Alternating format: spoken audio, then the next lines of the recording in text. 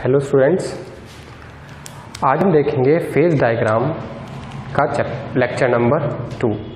ठीक है, lecture number 1 में हमने देखा था कि एलोइंग क्या होती है, एलोय की डेफिनेशन क्या होती है, एलोय की बेसिक फॉर्म हम पढ़ रहे थे क्या होती है। तो आज हम एलोय की बेसिक फॉर्म सॉलिड सॉल्यूशन का पार्ट 2 देखते हैं क्या होता है, यानी कि इंटरस्टिशियल सॉलिड सॉल्यूशन। ये सॉलिड सॉल्यूशन का पार्ट 2 है।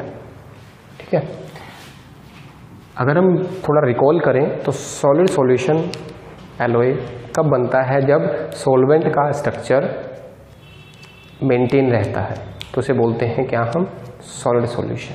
ठीक है, आज हम बात करेंगे इंटरस्टिशियल सॉलिड सॉल्यूशन। मान लेते हैं अपने पास ये सॉल्वेंट है और इधर है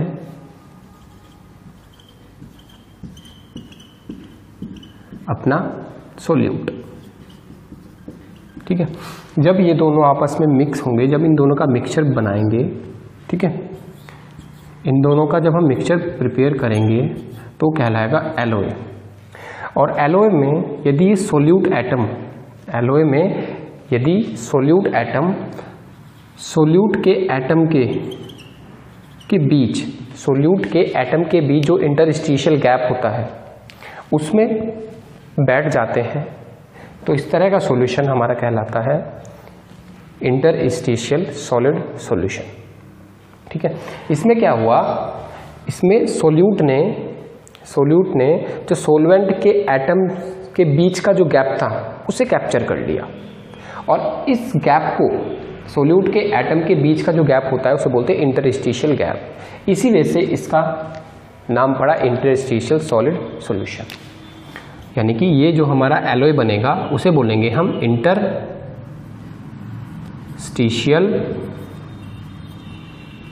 सॉलिड सॉल्यूशन, ये इसकी फॉर्म। ठीक है, अगर मैं बोलूं इसकी डेफिनेशन कैसे लिखेंगे हम,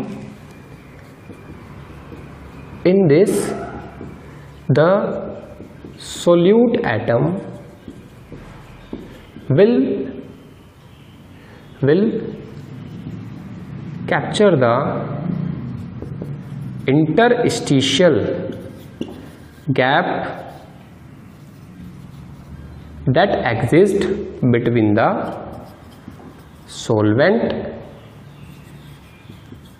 atom, that exists in the between the solvent atom in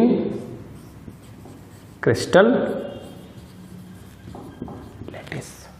ठीक है, इसका एग्जाम्पल अगर तुम देखो, इसका एग्जाम्पल सबसे अच्छा है माइल्ड स्टील। यानी कि माइल्ड स्टील क्या होता है, फेरस एलोय, यानी कि आयरन और कार्बन। ठीक है, इसमें क्या होता है, आयरन हमारा होता है सोल्वेंट और कार्बन होता है सोल्यूट। ठीक है, इसे बोलते हैं हम इंटरस्टिशियल सॉलिड सॉल्यूशन। अगर हम बात करें कि इस तरह का सॉल्यूशन कब बनता है, उसकी कंडीशन होनी चाहिए सिंपल सी। अगर तुम यहां पर ऑब्जर्व करो, ये छोटे वाला, ये सोल्यूट का एटम इन दो के बीच जो छोटा गैप था उसे फिल कर रहा है।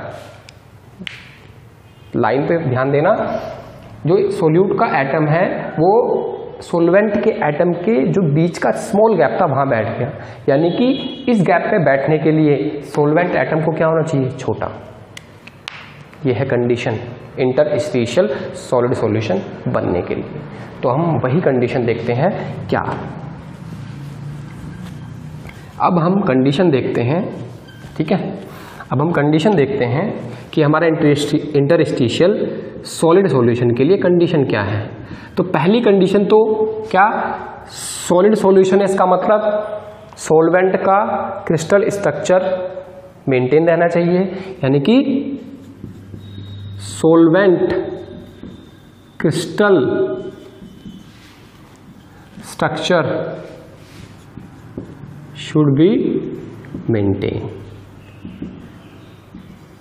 यानी कि जो हमारा सॉल्वेंट था उसका जो स्ट्रक्चर है वही स्ट्रक्चर हमारा, वही क्रिस्टल स्ट्रक्चर हमारा एलॉय का बनेगा। दूसरी चीज, जो हमारा सोल्यूट एटम है उसकी जो एटॉमिक रेडियस है वो कम होनी चाहिए एज कंपेयर टू सॉल्वेंट, यानी कि atomic radius of solute should be small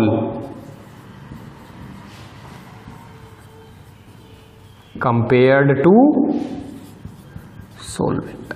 भैया कितनी छोटी, छोटों के तो मैं बोल दूंगा, अगर एक 100 है एक 80 है तो ये छोटा है, कुछ ना कुछ तो होना चाहिए। तो इसका ये है कि दोनों की एटॉमिक रेडियस का अंतर, या हम बोले दूसरी लाइन में कि सोल्यूट के एटम की रेडियस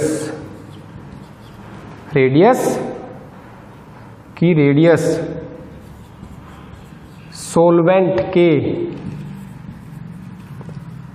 एटम की रेडियस से 59% कम होनी चाहिए। 59% से कम होनी चाहिए, ठीक है। यानी कि अगर हम एग्जांपल के देखें, अगर मेरा सॉल्वेंट की एटॉमिक रेडियस है 100 तो ये कितनी होनी चाहिए, 59 से कम। यानी कि जो सोल्यूट है उसकी एटॉमिक रेडियस R क्या होनी चाहिए, लेस देन 59। ठीक है भाई, ये कंडीशन है जो आपको याद रखनी है, ठीक है। अब ये डायरेक्ट कंडीशन से भी क्वेश्चन आता है। उसके बाद हम देखते हैं इनडायरेक्ट इससे कैसे क्वेश्चन आएगा। अब हम देखते हैं इससे इनडायरेक्ट कैसे क्वेश्चन बना हुआ है IES में भी और आपके अदर एग्जाम में भी। अगर मैंने एग्जाम्पल बताया था तुम्हें, इसका एग्जाम्पल होता है माइल्ड स्टील, ठीक है। क्वेश्चन कैसे आएगा, ठीक है, क्वेश्चन कैसे आएगा, या फिर अगर मैं पॉइंट देखूं तो पॉइंट से कैसे क्वेश्चन बनेगा कि हमें पता है ये किसका एलॉय होता है, फेरस प्लस कार्बन। हमें पता है फेरस होता है यहाँ पर सॉल्वेंट और कार्बन होता है सोल्यूट, यानी कि फेरस की एटॉमिक रेडियस ज्यादा होगी एज कंपेयर टू कार्बन के एटॉमिक रेडियस से। वेरी वेरी इंपॉर्टेंट क्वेश्चन है जो आपका बनता है। कैसे क्वेश्चन, ठीक है। क्वेश्चन इस तरह से आएगा कि जब तुम्हारा माइल्ड स्टील बनने के लिए कौन सी कंडीशन एग्जिस्ट करेगी, तो option A, option B, option D अगर मैं तुम्हें रिकॉल कराऊं तो मैं मान के चलता हूं ये है रेडियस, एटॉमिक रेडियस फेरस की, ठीक है, और इसे मैं एटॉमिक रेडियस दिखाऊंगा कार्बन की। जब ये दोनों बराबर होंगे, जब फेरस की एटॉमिक रेडियस छोटी होगी as compare to carbon radius, जब फेरस की एटॉमिक रेडियस ज्यादा होगी as compare to carbon radius, या none of the above. Check करो, तो आंसर विल बी दिस। और एक डायरेक्ट क्वेश्चन बनता है यही वाला कि माइल्ड स्टील कौन सा सॉल्यूशन होता है, इंटरस्टिशियल सॉल्यूशन। ठीक है भाई, ये क्वेश्चन आपके बने हुए हैं और बनते हैं, इस चीज का ध्यान रखेंगे, ठीक है।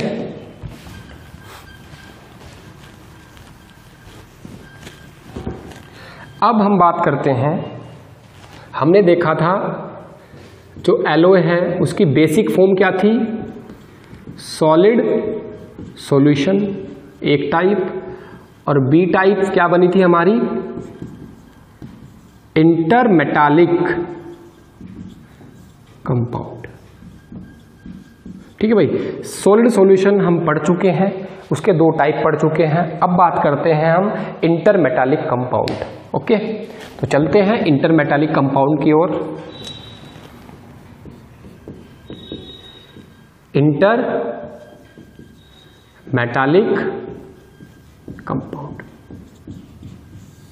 इंटरमेटालिक कंपाउंड कब बनेगा? इंटरमेटालिक कंपाउंड कब बनेगा? जब 2 या 2 से अधिक ऐसा मिक्सचर जिसमें 2 या 2 से अधिक मेटल हो और हमारी जो मेटल की परसेंटेज है वो एक फिक्स रेशो में होगी। तो ऐसे बनने वाले एलॉय को क्या बोलेंगे हम? इंटरमेटालिक कंपाउंड। यानी कि वह मिक्सचर जिसमें 2 या 2 से अधिक मेटल एक फिक्स्ड रेशो में होते हैं, क्या कहलाता है? इंटर मेटालिक कंपाउंड कहलाता है। ठीक है, ठीक है। अगर मैं थोड़ा सा इसे और समझाने की कोशिश करूं तो क्या होगा? ये मेरा A है मेटल, ये मेरा B है। जब दोनों को मैं मिक्स करूंगा तो जो A की कैपेबिलिटी होगी B को अपने अंदर घोलने की, वो एक लिमिटेड होगी।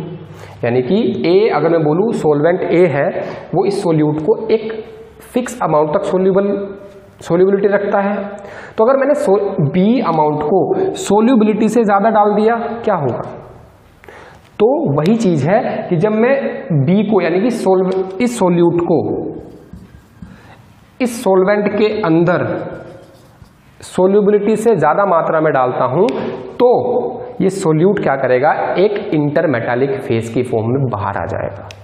मतलब एक फिक्स सोल्यूबिलिटी से ज़्यादा डालने पर एक इंटरमेटालिक फेज की फॉर्म में आ जाएगा, जिसे हम कहते हैं इंटरमेटालिक फेज। इसका एग्जाम्पल है सीमेंटाइट। सीमेंटाइट एक ऐसा फेज है जो कार्बन की सोल्यूबिलिटी से ज़्यादा कार्बन परसेंटेज होने पर हमारा ये सीमेंटाइट फेज बन जाता है। ठीक है, अब बात करते हैं नेक्स्ट। ये हमारा बेसिक फॉर्म ऑफ एलॉय की खत्म हो चुकी है। अब हम बात करते हैं फेज क्या होता है। अब हम बात करते हैं फेज क्या होता है। PHASE, कभी फेस मत समझना, से फेज है ये। ठीक है, फेज क्या होता है? ठीक है, समझते हैं इस चीज को। थोड़ा सा एग्जांपल देके बताऊंगा पहले। ठीक है,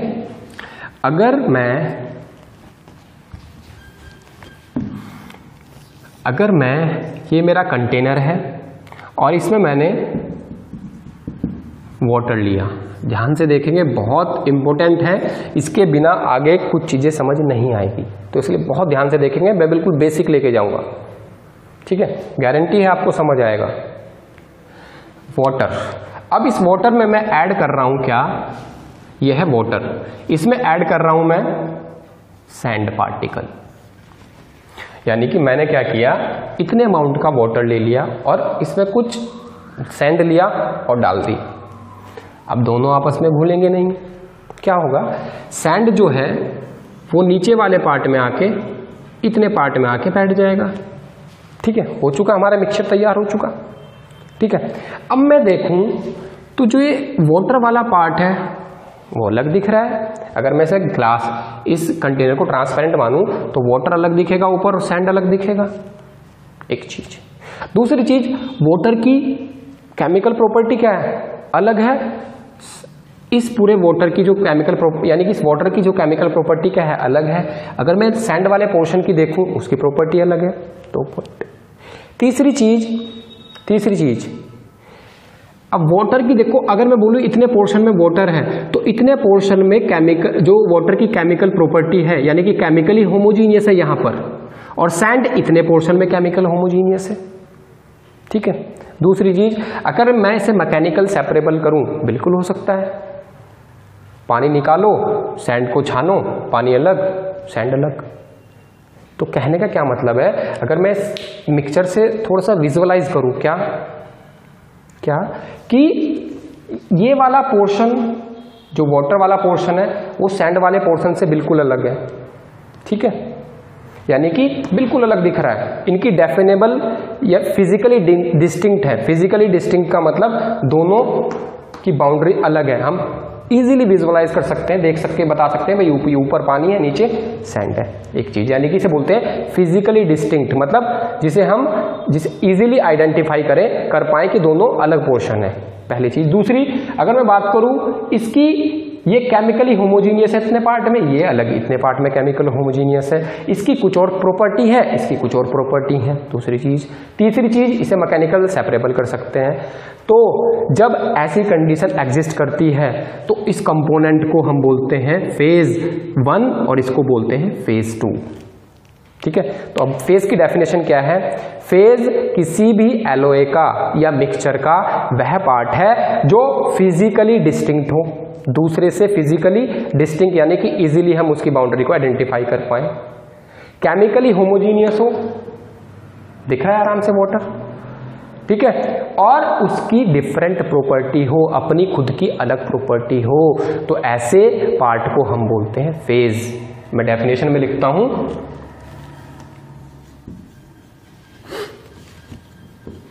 एलओए या, इंपॉर्टेंट पॉइंट है, ध्यान रखेंगे, एलओए या मिक्सचर का वह पार्ट जो फिजिकली डिस्टिंक्ट हो,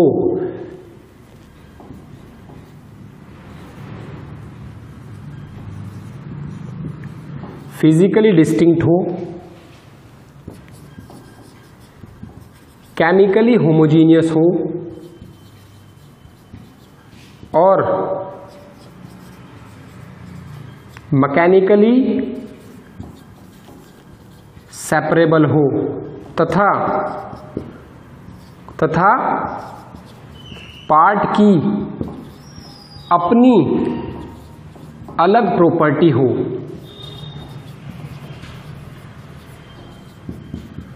तो ऐसे पार्ट को फेज कहते हैं। क्या कहते हैं? फेज। अगर मैं वाटर और सैंड मिक्सचर की बात करूं, कितने फेज होंगे यहां पे? अगर मैं बोलूं एग्जांपल के तौर पे, इन mixture of water and sand कितने फेज हैं? 2 फेज। ठीक है, अगर मैं खाली पानी ले लूं तो कितने फेज हैं? Single phase. ठीक है, अगर मैं बोलूं अ टैंक कंटेनिंग वाटर, किसका एग्जांपल हो जाएगा? Single phase. समझ आया होगा, होप सो, बिल्कुल क्लियर हो चुका होगा। ठीक है, दोबारा से बता देता हूं मीनिंग, एक एक वर्ड क्या है। फिजिकली डिस्टिंक्ट का मतलब है जिसे हम आसानी से देख के बता सकते हैं। अगर ये हमारा जो कंटेनर ट्रांसपेरेंट हो तो हमें आराम से इनकी बाउंड्री दिख जाएगी कि भाई ये पानी है और ये सैंड है। तो फिजिकली डिस्टिंक्ट का मतलब। केमिकली होमोजीनियस का मतलब आपको पता है, केमिकली होमोजीनियस का मतलब इसमें बॉन्डिंग किस तरह की है। ठीक है, या होमोजीनियस का मतलब जो यहां बॉन्डिंग है वही यहां, वही यहां, वही यहां। मैकेनिकली सेपरेबल, मैकेनिकल मीन्स से उसे सेपरेट कर सके। ठीक है, तो इसे बोलते हैं फेजम। ठीक है, ठीक है, बहुत इंपॉर्टेंट वर्ड है, बहुत बार आएगा, आगे ध्यान रखेंगे इस चीज को। ठीक है, अब मैं बात करूं, एक टर्म और आपको मिलेगी, कंपोनेंट। कंपोनेंट क्या होता है, या उससे पहले हम देखते हैं सिस्टम। सिस्टम का मतलब होता है, सिस्टम का मतलब वह मिक्सचर जो हमारा 2 या 2 से अधिक एलिमेंट को रखता है एक साथ, उसे बोलते हैं सिस्टम। यानी कि सिस्टम में क्या होगा हमारा, इसमें सिस्टम में 2 या 2 से अधिक, 2 या 2 से, वर्ड ध्यान रखना, क्वेश्चन बनते हैं इससे। सिस्टम में 2 या 2 से अधिक केमिकल एलिमेंट, मतलब मेटल और नॉन मेटल, और कंपाउंड एक साथ रहते हैं। ठीक है, उसके बाद आती है नई टर्म कंपोनेंट। कंपोनेंट का मतलब है सिस्टम में हमारे जितने केमिकल एलिमेंट या कंपाउंड रहते हैं उन्हें हम बोलते हैं कंपोनेंट, यानी कि नंबर, यानी कि सिस्टम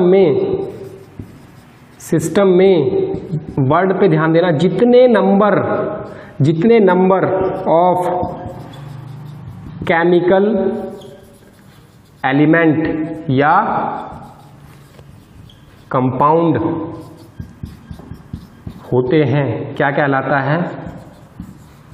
कंपोनेंट। अगर मैं बात करूं, मैंने वाटर लिया था अभी और इसमें क्या डाला था? सैंड। कितने कंपोनेंट है? 2। क्या है? 2 कंपोनेंट। तो इसे बोलेंगे हम 2 कंपोनेंट सिस्टम। ठीक है, इसमें थर्ड चीज मैंने और डाल दी तो 3 कंपोनेंट सिस्टम हो जाएगा। ठीक है, यानी कि कंपोनेंट का मतलब है जितने केमिकल एलिमेंट को आप एक साथ मिला रहे हो उन्हें बोलते हैं कंपोनेंट। ठीक है, चीजें क्लियर हुई। अब एक वेरी वेरी इंपॉर्टेंट टर्म की ओर चलते हैं भाई, जिसे बोलते हैं हम वेरी वेरी इंपॉर्टेंट पॉइंट की तरफ चलते हैं, जिसे बोलते हैं हम गिब्स फेज रूल, जिसे बोलते हैं हम क्या? Gibbs phase rule. ठीक है, अगर आपको याद हो, आपने थर्मोडायनेमिक्स में पढ़ा था Gibbs phase rule F+P C+2, ये पढ़ा था। ठीक है, ये थर्मोडायनेमिक्स के हिसाब से था जो आपने वहां पढ़ा था। ठीक है, अगर मैं बात करूं F क्या था? डिग्री ऑफ फ्रीडम, P क्या था? फेज, C क्या था? कंपोनेंट, और 2 एक नंबर था। ठीक है, अगर मैं बात करूं जो 2 है, ये क्या है? यहां पे इंपॉर्टेंट वर्ड है। 2 क्या है? External factor. ठीक है, यानी कि जो हमारे सिस्टम को इफेक्ट करते हैं बाहरी तत्व या बाहरी पैरामीटर, उन्हें बोलते हैं हम एक्सटर्नल फैक्टर। लाइक अगर आप थर्मोडायनेमिक्स की बात करें तो वहां पर प्रेशर एंड टेम्परेचर आपके 2 फैक्टर होते थे, इसलिए हमने यहां 2 लिया था। ठीक है, F क्या है? डिग्री ऑफ फ्रीडम, अभी बताऊंगा। ठीक है, जब हम इसमें मटेरियल साइंस में पढ़ते हैं तो जनरली हमारे सिस्टम का जो प्रेशर है, सिस्टम के लिए हम प्रेशर कांस्टेंट मान के चलते हैं। ठीक है, जब हमने सिस्टम का प्रेशर कांस्टेंट मान लिया, ये बोल दिया भाई सिस्टम पे प्रेशर का फर्क नहीं पड़ेगा, तो इसका मतलब बाहरी तत्व जो हमारे सिस्टम के साथ छेड़छाड़ कर सकते हैं कितने बचे? 1। इसीलिए जब भी हम मटेरियल साइंस के लिए गिब्स फेज रूल लगाएंगे, ठीक है, किसी मटेरियल के लिए गिब्स फेज रूल लगाएंगे, वो आएगा ये आ जाएगा F+P = C+1। इस चीज को हम ध्यान रखेंगे। जब भी मटेरियल साइंस में हम गिब्स फेज रूल का यूज करेंगे तो हम लिखेंगे 1 का मतलब मैं लिख दे रहा हूं, ओनली 1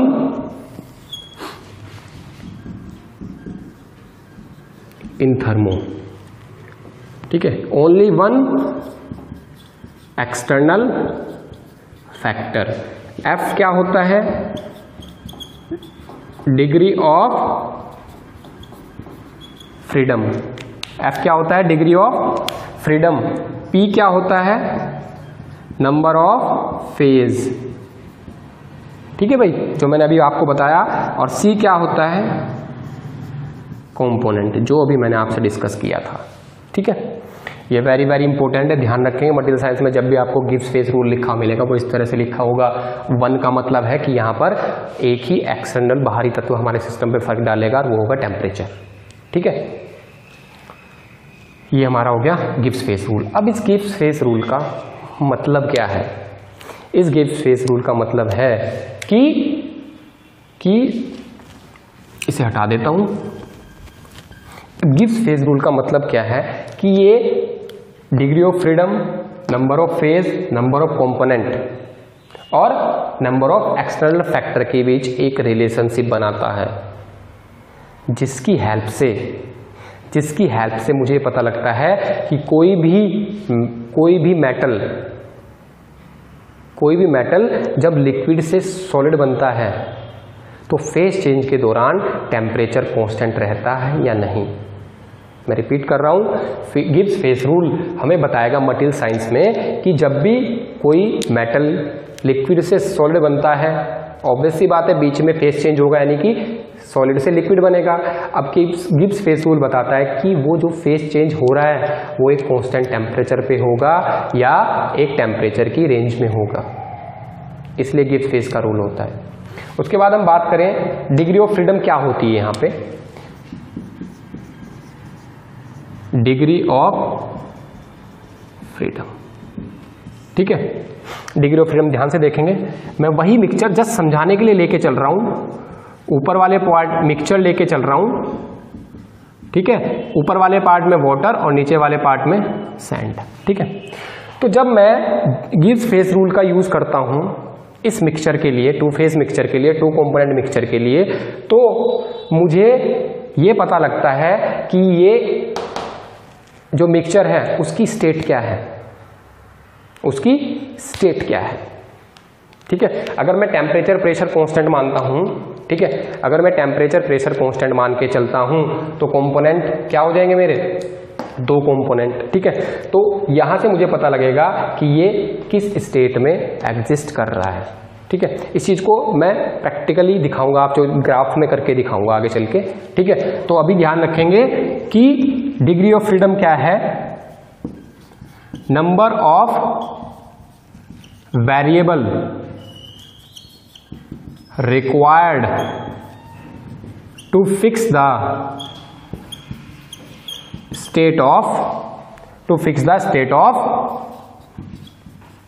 mixture or alloy, ठीक है। इस चीज को हम याद रखेंगे, ठीक है। इसे यूज भी करूंगा मैं आयरन कार्बन डायग्राम में कि यूटेक्टोइड पॉइंट पे रिएक्शन क्या होती है, यूटेक्टोइड पॉइंट पे डिग्री ऑफ रिएक्शन क्या होती है, यूटेक्टिक पॉइंट पे डिग्री ऑफ रिएक्शन क्या होती है आपकी, ठीक है, और प्रीटैक्टिक पॉइंट पे क्या होती है। तो मेन इसका ये जस्ट इंट्रोडक्शन यहाँ पे मिला है, आगे जाके इसका यूज करेंगे तो और चीजें डिटेल में पढ़ेंगे आगे जाके, जस्ट इंट्रोड्यूस किया है क्योंकि यहाँ पे अपना फेज भी आया, कंपोनेंट भी आया, तो इसलिए मैंने यहां पर इसे ऐड कर दिया। अब एक नई और टर्म आती है फेज ट्रांसफॉर्मेशन, फेज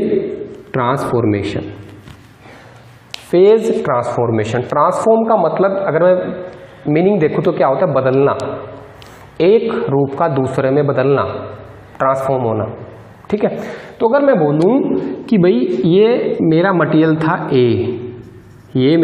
था ए, और तुमने इसके साथ कुछ छेड़छाड़ करी या इसमें कुछ मिक्स किया या इसका टेम्परेचर चेंज किया, ठीक है, और कुछ भी करके तुमने क्या कर दिया, अभी इसका फेज था, मान लेता हूं BCC, इसका स्ट्रक्चर क्या था, इस फेज यानी कि इस मटेरियल का स्ट्रक्चर क्या था, BCC फेज है, ठीक है। उसके बाद तुमने इसे कन्वर्ट कर दिया मटेरियल B में जिसका क्रिस्टल स्ट्रक्चर था FCC, ठीक है।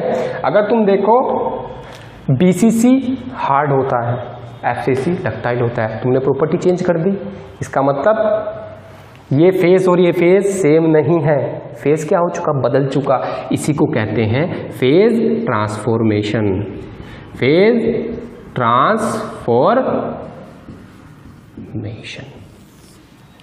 क्वेश्चन आया हुआ है क्या कि फेज चेंज के दौरान क्या चीज बदलती है, क्या बदलती है, फेज चेंज के दौरान या फेज ट्रांसफॉर्मेशन के दौरान, वर्ड ट्रांसफॉर्मेशन आया हुआ है इसलिए मैं तुम्हें बता रहा हूं, फेज ट्रांसफॉर्मेशन के दौरान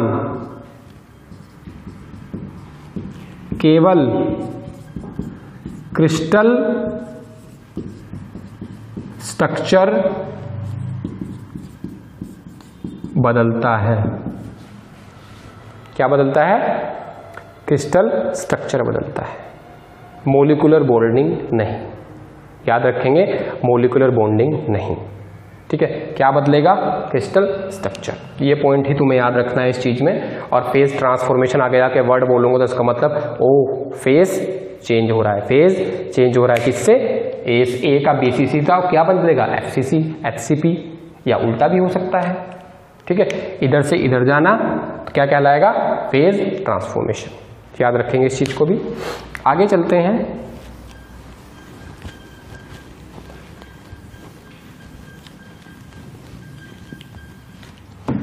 आज के लिए इस लेक्चर को यहीं पर एंड करते हैं। Thank you.